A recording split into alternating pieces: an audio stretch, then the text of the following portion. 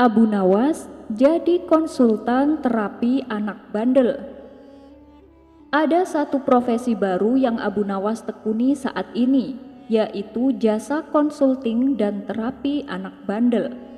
Tapi cara Abu Nawas ini beda dengan pada umumnya dan dijamin Anda pasti tertawa mendengarnya.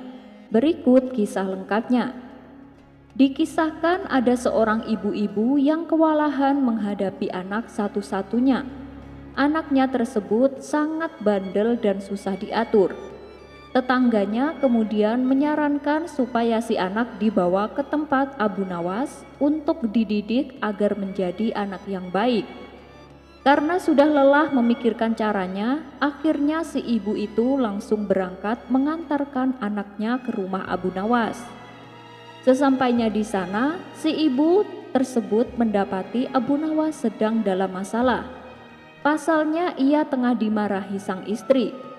Melihat hal itu, si ibu pun mengurungkan niatnya.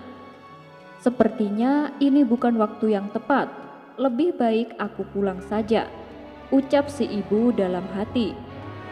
Namun ketika ia melangkahkan kakinya hendak meninggalkan rumah Abu Nawas, tiba-tiba ada suara yang memanggilnya. "Hei ibu, jangan pergi dulu, kemarilah," teriak Abu Nawas. Si ibu itu lalu menghampiri Abu Nawas. "Ibu ada perlu apa datang kemari?" tanya Abu Nawas. "Begini tuan, memang saya ada perlu, tapi rasanya ini bukan waktu yang tepat tuan," jawab si ibu merasa tak enak. "Gak apa-apa, katakan saja, istriku memang begitu," cerewetnya na'udzubillah. "Jadi gak usah kaget bu," balas Abu Nawas. Kemudian ibu tersebut mengadukan permasalahan tentang anaknya yang bandel dan susah diatur.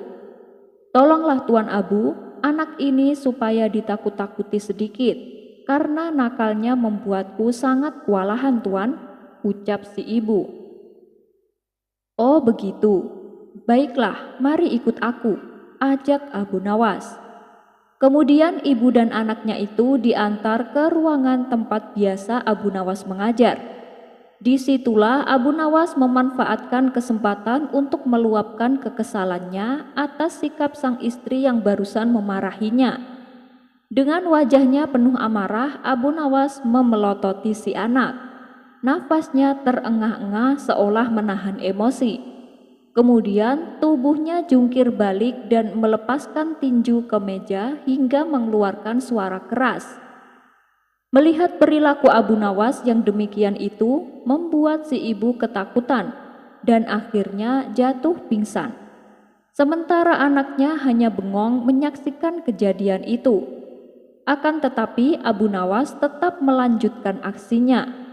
Ia pun melompat keluar ruangan dengan menabrak pintu. Tidak lama kemudian, setelah si ibu itu siuman, Abu Nawas kembali menemaninya.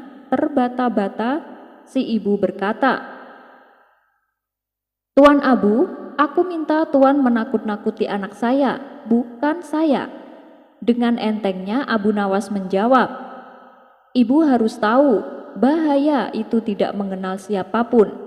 Ya seperti yang ibu lihat tadi. Bahkan aku juga telah menakut-nakuti diriku sendiri.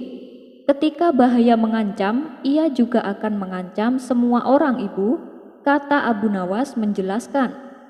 Akibat peristiwa itu, si ibu kapok mendatangi rumah Abu Nawas. Tapi alhamdulillah anaknya menjadi pendiam, tak lagi nakal menyusahkan ibunya. Ya mungkin karena trauma kali. Kisah Bahlul dan Baginda Raja Harun ar-Rasyid. Di negeri Baghdad sekitar abad ke-8 hidup seorang lelaki yang alim dan memiliki kecerdasan yang tinggi. Dia bernama Wahab bin Amir.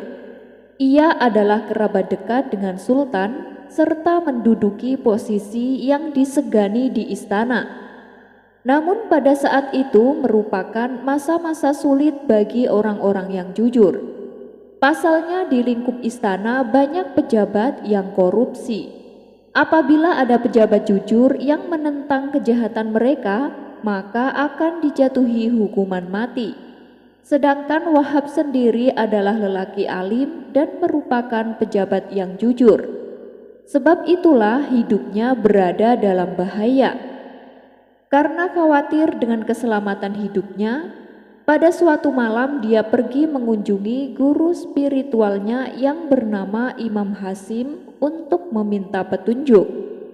Setelah menemui gurunya, sang guru hanya memberi satu jawaban, yaitu huruf hijaiyah jim. Lalu oleh Wahab dimaknainya dengan kata junun, bila diartikan adalah gila. Jadi pergilah ia meninggalkan rumah, meninggalkan keluarga, serta posisi terhormat yang dimilikinya. Dia memulai hidup berpura-pura sebagai orang gila. Ketidakwarasannya yang tiba-tiba membuat banyak orang bersimpati kepadanya. Tapi dengan cara inilah ia dapat melindunginya dari kejahatan kaum penguasa. Melalui penyamarannya sebagai orang bodoh, ia seringkali membantu memecahkan berbagai masalah yang dialami oleh rakyat jelata. Dan di saat yang sama, ia juga memberi mereka saran spiritual dan moral tentang kehidupan. Oleh sebab itulah, masyarakat mulai menjuluki dia dengan sebutan Bahlul, yang artinya adalah si bodoh yang bijak. Ada beberapa kisah tentang Bahlul yang jenaka dan penuh hikmah. Di antaranya adalah saat ia duduk termenung di sebuah makam. Pada suatu ketika di tengah perjalanan, Khalifah Harun ar-Rasyid bertemu dengan Bahlul. Bahlul yang dianggap gila itu kebetulan sedang duduk merenung di atas kuburan. Sang khalifah pun mendekat dan mengawali pembicaraan dengan nada sedikit mengejek. "Hai Bahlul, hai orang gila, kapan kau sembuh dan bisa berpikir dengan benar?" Seketika itu Bahlul langsung berlari dan naik ke atas pohon. Ia pun lalu berteriak dengan suara lantang, "Hai Harun, hai orang gila, kapan kau sembuh dan bisa berpikir dengan benar?" Kemudian khalifah pun mendekatinya ke bawah pohon sembari masih menaiki kudanya. "Hai Bahlul, aku yang gila atau kau yang gila?" tanya khalifah. "Kamu yang gila," jawab Bahlul sedikit membentak. "Bagaimana bisa? Bukankah kamu yang gila? Tidur di kuburan dan perilakumu seperti orang yang tidak waras," balas sang khalifah. "Justru itu kamu yang gila.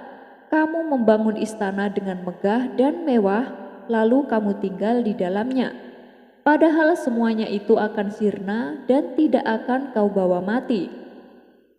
Sementara aku tinggal di kuburan dan membangun kuburanku di sini, karena aku mempersiapkan untuk di akhirat kelak," ujar Bahlul.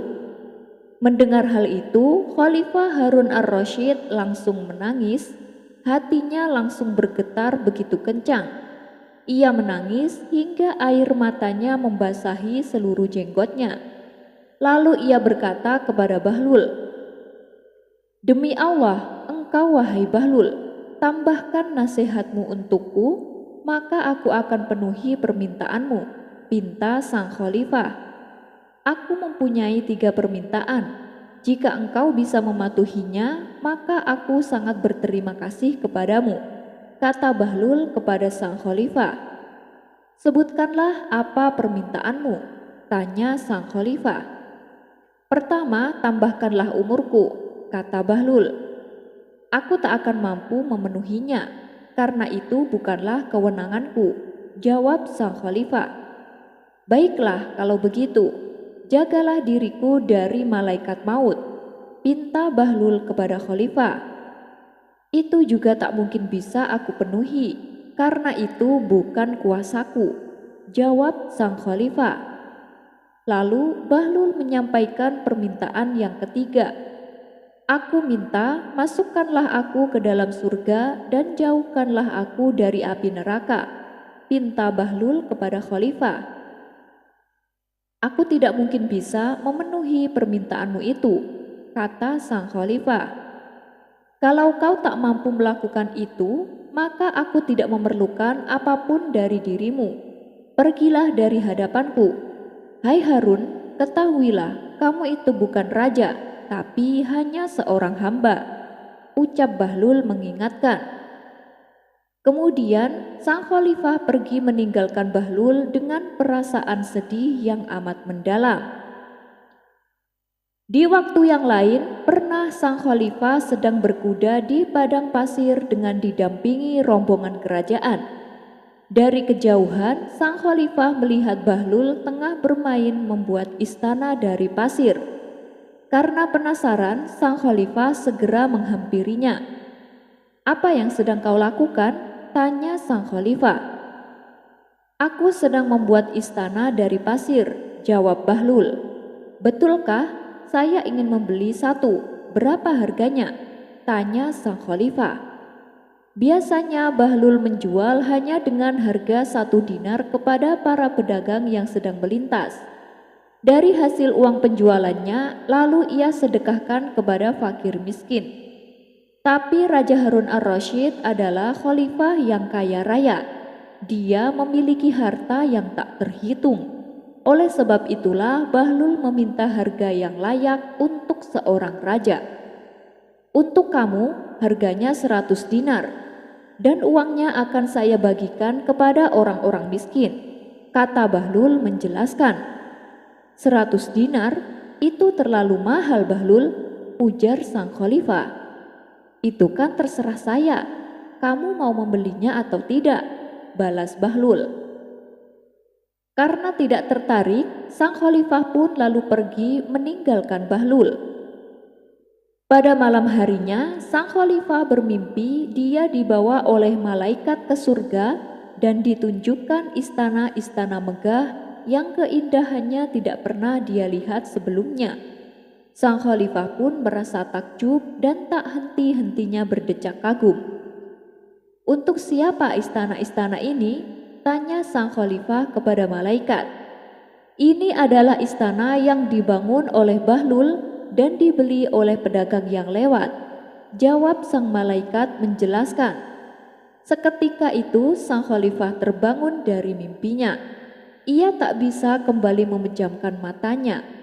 Ia terus merenungi dan menyesali kenapa tadi siang tidak membeli istana yang dibuat oleh Bahlul. Setelah waktu menjelang pagi, sang khalifah segera meninggalkan istana untuk mencari keberadaan Bahlul. Ia pergi menuju padang pasir di mana Bahlul biasa berjualan. Akhirnya sang khalifah pun berhasil menemukan Bahlul. Ia terlihat sedang duduk sendirian membuat istana pasir. Lalu sang khalifah turun dari kudanya dan dengan suara yang sangat bijaksana dia berkata kepada Bahlul, "Wahai Bahlul, aku akan membeli istana yang kamu tawarkan padaku kemarin," ujar Khalifah Harun ar-Rasyid. "Harganya sudah naik, sekarang menjadi 1 juta dinar. Dan itu harus dibayar tunai," kata Bahlul. Sang khalifah pun terkejut mendengarnya. 1 juta dinar? Baru kemarin kamu bilang harganya 100 dinar, protes sang khalifah. "Yaitu kemarin, tapi sekarang sudah beda lagi, karena istana yang kemarin sudah dibawa para malaikat ke surga. Aku diberitahu oleh para malaikat untuk membagikan semua emasmu kepada orang-orang miskin di negeri ini," kata Bahlul menjelaskan. Sang khalifah merasa menyesal di dalam hatinya. Dia telah melewatkan kesempatan emas untuk membeli istana di surga, dan sekarang harga yang diminta adalah 1 juta dinar, harga yang sangat begitu tinggi. Akhirnya sang khalifah pergi dengan harapan hampa. Ia berjalan pulang dengan tertunduk lesu. Beberapa hari kemudian, istri sang khalifah yang bernama Zubaidah tengah berjalan-jalan di tepian sungai bersama para pelayannya. Ternyata di situ juga ada Bahlul sedang bermain membuat taman di tepi sungai seperti layaknya anak kecil. Karena merasa kasihan, sang permaisuri menghampiri Bahlul. "Wahai Bahlul, apa yang sedang kau lakukan?" tanya sang permaisuri. "Saya sedang membuat taman," jawab Bahlul. "Tamannya indah sekali, aku ingin membelinya," ujar sang permaisuri. "Oh, silahkan, harganya 100 dinar," tutur Bahlul. Sang permaisuri lantas memberikan uang 100 dinar kepada Bahlul. Sebenarnya tujuan sang permaisuri hanyalah ingin menolong Bahlul dengan cara memberikan dia uang. "Wahai permaisuri, Anda tidak ingin minta tanda terima?" tanya Bahlul. "Tulislah dan bawalah," jawab sang permaisuri, lalu pergi meninggalkan Bahlul. Setelah mendapatkan uang 100 dinar dari Zubaidah, Bahlul bagikan semuanya kepada para fakir miskin. Ketika pada malam harinya, sang permaisuri Zubaidah bermimpi melihat sebuah taman besar yang indah. Bahkan keindahannya tidak pernah ia lihat sebelumnya. Istana-istana megah yang terbuat dari permata berwarna-warni berdiri kokoh di samping taman seakan menambah keindahannya. Kemudian datang sosok malaikat dan memberikan tanda terima yang ditulis dengan tinta emas. "Inilah taman yang telah kau beli dari Bahlul," kata sang malaikat menjelaskan. Sang permaisuri pun terkejut dan terbangun dari tidurnya. Ketika esok paginya, sang permaisuri menceritakan mimpinya itu kepada suaminya, yaitu Khalifah Harun ar-Rasyid. Sang permaisuri terlihat begitu sangat bahagia, tak ingin menyia-nyiakan kesempatan tersebut. Sang khalifah memerintahkan beberapa pengawal untuk membawa Bahlul ke istana. Singkat cerita, datanglah Bahlul menghadap sang khalifah.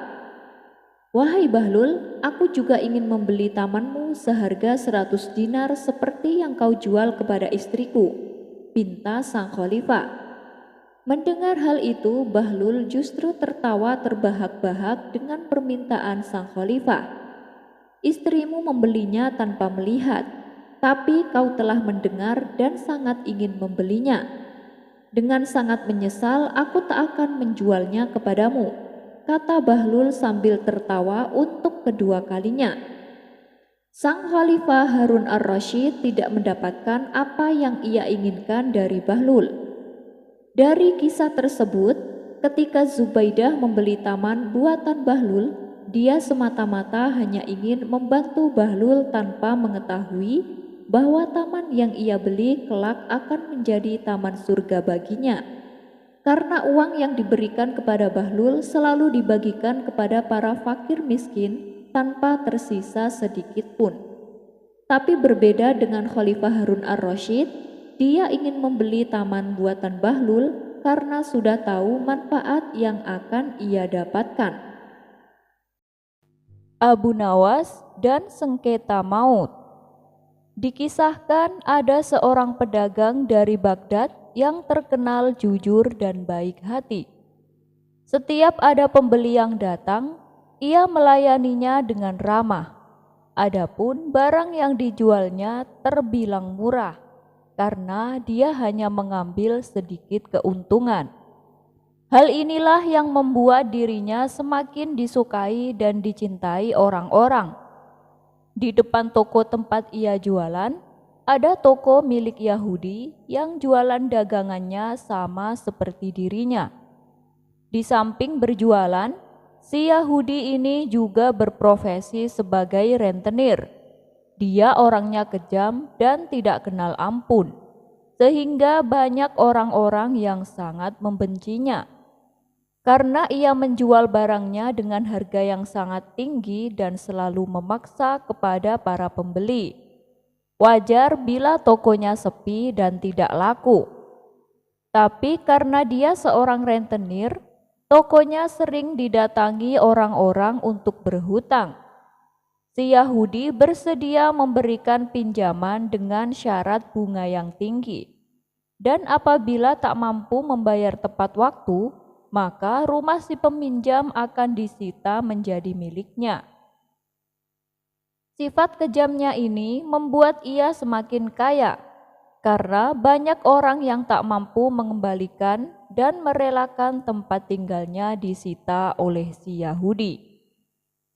Suatu hari, pedagang yang baik hati ini membutuhkan modal untuk memperbesar usahanya. Ia pun mendatangi si Yahudi untuk meminjam uang. Si Yahudi yang sudah lama memendam rasa benci menggunakan kesempatan ini untuk berbuat jahat. Ia tak meminta rumah sebagai jaminan, tapi meminta sesuatu yang di luar nalar. Aku bersedia meminjamkan uang kepadamu, tapi dengan syarat kau harus mengembalikannya 2 kali lipat. Dan apabila kau tidak mengembalikan tepat waktu, maka sebagai gantinya aku berhak memotong daging bagian mana saja dari tubuhmu seberat 1 kilo, kata si Yahudi. Mendengar syarat yang diterapkan itu, si pedagang terkejut dan heran. Kenapa harus daging tubuhku? Bukankah biasanya kamu meminta rumah yang jadi jaminannya? Tanya si pedagang. Kalau kau tidak mau, ya sudah. Aku juga tidak memaksamu. Balas si Yahudi dengan ketus. Karena sedang sangat membutuhkan uang, si pedagang terpaksa menerima syarat tersebut. Lalu dibuatlah surat perjanjian antara keduanya. Surat perjanjian itu lalu dipegang oleh si Yahudi. Seiring berjalannya waktu, beberapa bulan kemudian nasib naas dialami si pedagang. Ia mengalami kebangkrutan. Barang dagangannya banyak yang tidak laku. Dan hari yang ditentukan pun tiba. Si pedagang tak mampu mengembalikan uang pinjamannya. Sesuai dengan surat perjanjian, kau harus memberikanku 1 kilo daging dari bagian mana saja dari tubuhmu yang aku inginkan, kata si Yahudi. Bagaimana kalau masalah ini kita selesaikan ke pengadilan, karena permintaanmu tak wajar, usul si pedagang. Si Yahudi pun menyetujuinya. Maka berangkatlah mereka berdua menghadap Tuan Hakim. Di depan Tuan Hakim, si Yahudi menyerahkan selembar surat perjanjian yang telah disepakati mereka berdua. Tuan Hakim, saya meminta hak saya sesuai perjanjian, tapi sepertinya dia enggan memenuhinya, kata si Yahudi mengadu. Lantas daging bagian mana yang kau inginkan? Tanya Tuan Hakim. Aku menginginkan daging bagian lehernya, jawab si Yahudi. Tentu saja jawaban si Yahudi membuatnya terkejut. Itu sama saja si Yahudi menginginkan kematian si pedagang. Kalau Tuan Hakim menolak, ia akan dianggap tidak adil. Karena ada bukti surat perjanjian yang telah disepakati keduanya. Sedangkan kalau Tuan Hakim mengabulkan, nyawa si pedagang akan melayang. Lantaran bingung memecahkan perkara tersebut, Tuan Hakim sengaja menunda-nunda keputusannya sampai berhari-hari, berharap si Yahudi akan mengurungkan niat buruknya. Akan tetapi, si Yahudi tidak terima. Setiap hari ia selalu mengingatkan Tuan Hakim untuk secepatnya memutuskan dan memberikan haknya. Kasus ini pun menjadi bahan perbincangan di seluruh Baghdad. Ketika Abu Nawas mendengar hal ini, ia segera mendatangi pengadilan mendatangi Tuan Hakim.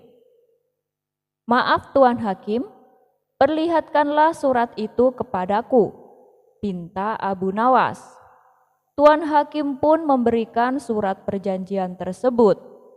Setelah Abu Nawas menerimanya, ia mulai mempelajari isi dari surat itu. Sejenak Abu Nawas terdiam. Ia mencari solusi yang tepat untuk memecahkan masalah ini. Tidak berapa lama, Abu Nawas pun mendapatkan jawabannya. Tuan Hakim, aku akan membantumu menyelesaikan kasus ini. Sekarang panggillah si pedagang dan si Yahudi itu. kata Abu Nawas. Singkat cerita, datanglah si pedagang yang baik hati dan orang Yahudi ke pengadilan.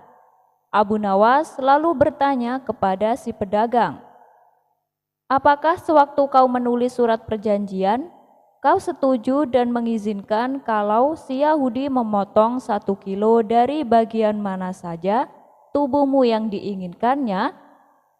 Si pedagang menjawab, "Iya, Tuan Abu." "Lalu apa yang kau harapkan dengan kasus ini?" tanya Abu Nawas kembali. "Aku hanya ingin keputusan yang terbaik. Itu saja, Tuan Abu," jawab si pedagang pasrah.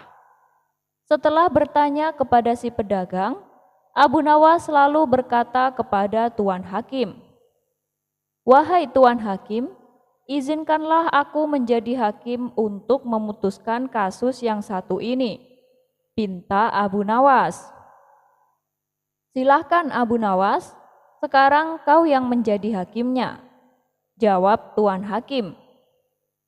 "Menurut saya, tidak ada keraguan di dalam surat perjanjian ini. Si Yahudi berhak menuntut haknya. Mau tidak mau, si pedagang harus merelakan 1 kilo daging dari bagian tubuhnya. Dan itu harus dilakukan saat ini juga," kata Abu Nawas. Tuan Hakim kaget mendengarnya. Ia tak menyangka kalau Abu Nawas justru membela si Yahudi. Begitu juga dengan si pedagang. Ia mengira akan dibela Abu Nawas, namun justru sebaliknya. Sedangkan si Yahudi merasa senang karena dendamnya kepada si pedagang akan terbalaskan. "Lalu bagian tubuh mana yang kau inginkan?" tanya Abu Nawas kepada si Yahudi. "Saya menginginkan bagian lehernya," jawab si Yahudi dengan bangganya. "Baik, keinginanmu dikabulkan. Wahai Tuan Hakim, ambilkanlah pisau untuknya," perintah Abu Nawas. Dengan berat hati, Tuan Hakim memberikan pisau kepada si Yahudi. Betapa senangnya si Yahudi karena tidak lama lagi si pedagang akan mati di tangannya. Kemudian Abu Nawas kembali berkata kepada si Yahudi, "Kamu boleh memotongnya sekarang, tapi ingat, kau harus memotongnya sesuai surat perjanjian, yaitu tepat 1 kilo daging. Tidak boleh lebih, tidak boleh kurang.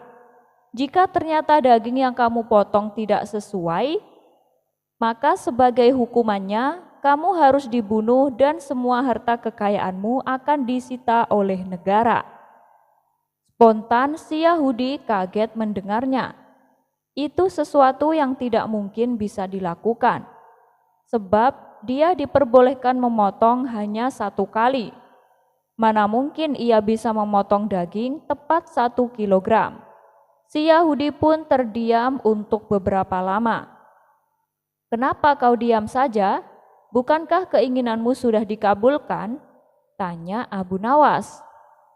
"Saya tidak bisa melakukannya, Tuan Abu. Lebih baik saya mencabut tuntutan saya," kata si Yahudi ketakutan. "Baiklah, kalau begitu kasus ini saya nyatakan ditutup," tegas Abu Nawas. Si Yahudi pun pulang dengan perasaan kecewa. Sementara Tuan Hakim memuji kecerdasan Abu Nawas. Ia memutuskan permasalahan tanpa harus menghilangkan hak Yahudi, namun juga tidak merugikan si pedagang. "Terima kasih Tuan Abu, Anda telah menyelamatkan saya. Awalnya saya mengira Tuan Abu berpihak kepada si Yahudi. Ternyata saya salah menilai. Maafkan saya Tuan Abu," kata si pedagang penuh bahagia. Akhirnya si pedagang pun lolos dari kematiannya. Kisah selanjutnya. Dikisahkan ada seorang sufi yang terkenal akan sifat bijaknya. Setiap kali ia memutuskan suatu masalah, selalu dipikirkannya matang-matang. Bahkan untuk berbicara pun ia senantiasa berhati-hati. Jangan sampai ada kata-kata yang membuat sakit hati lawan bicaranya. Sang sufi ini kurang setuju dengan cara pikir Abu Nawas ketika menyelesaikan permasalahan. Ia menganggap apa yang dilakukan Abu Nawas keliru. Meskipun tujuannya baik, tapi ada saja pihak yang tersakiti hatinya. Dan ini sangat berlawanan dengan cara pikir sang sufi. Suatu hari, Baginda Raja mendengar tentang sosok sang sufi yang bijak ini. Beliau sangat tertarik dan ingin mengangkatnya sebagai penasehat istana. Maka diajaklah Abu Nawas untuk menemani Baginda Raja menemui sufi tersebut. Singkat cerita, sampailah mereka berdua di rumah sang sufi. Saat itu hujan turun begitu derasnya sehingga suasana terasa dingin. Lalu sang sufi mengajak tamu-tamunya duduk di sebelah api unggun di dalam rumahnya untuk menghangatkan badan. Di hadapan sang sufi, Baginda Raja meminta petua tentang bagaimana seharusnya sikap seorang raja. Lalu sang sufi memberi beberapa nasihat. Meskipun Paduka adalah raja yang adil, tapi Paduka juga harus menjaga lisan saat bertutur kata. Kalau Paduka hendak membicarakan sesuatu, pakai dahulu otak Paduka. Pikirkan dengan matang, setelah itu baru katakan dengan kalimat yang baik dan benar, kata sang sufi menuturkan. Mendengar itu, Baginda Raja sangat terkesan dengan pribadi yang selalu berhati-hati di setiap tingkah lakunya. Di sela-sela obrolannya yang serius, tiba-tiba Abu Nawas berceletuk. "Tuan Sufi, aku ingin mengatakan sesuatu. Bolehkah?" Sesaat sang sufi menatap tajam ke arah Abu Nawas. Pasti dia akan berkata yang menjebak saya, tapi aku sudah siapkan jawaban. Justru ini saat yang tepat untuk menasehatinya, pikir sang sufi. Kalau menyangkut kebenaran, silakan katakan saja. Jangan gunakan lisan untuk berkata yang tidak ada gunanya. Dan sebelum kau berkata, berhati-hatilah. Gunakan kalimat yang benar dan baik agar lawan bicaramu tidak sampai sakit hati, kata sang sufi menasehati. Tentu saja Tuan, ini menyangkut suatu kebenaran, ujar Abu Nawas. Bagus, silakan, apa yang ingin kau katakan, ucap sang sufi. Aku melihat ada benda berwarna merah mendekati baju Tuan, kata Abu Nawas memberitahu. Benda warna merah, maksudnya? Tanya sang sufi. Benda warna merah yang apabila dipegang sangat panas, jawab Abu Nawas. Benda apa itu? Tanya sang sufi kembali. Sepertinya sepercik api unggun mulai membakar jubah Tuan, jawab Abu Nawas. Seketika itu sang sufi melihat jubah yang sebagian sudah hangus terbakar. Kenapa kamu tidak segera memberitahuku? Jangan berkata bertele-tele seperti itu, kata sang sufi merasa geram. Loh, ini kan sesuai dengan nasihat Tuan. Aku harus berpikir dulu sebelum mengatakannya. Aku tak ingin Tuan sampai sakit hati mendengarnya, balas Abu Nawas cengengesan. Sang sufi segera melepaskan jubahnya dan memadamkan api yang menempel. Sementara Baginda Raja spontan tertawa melihat tingkah Abu Nawas ini.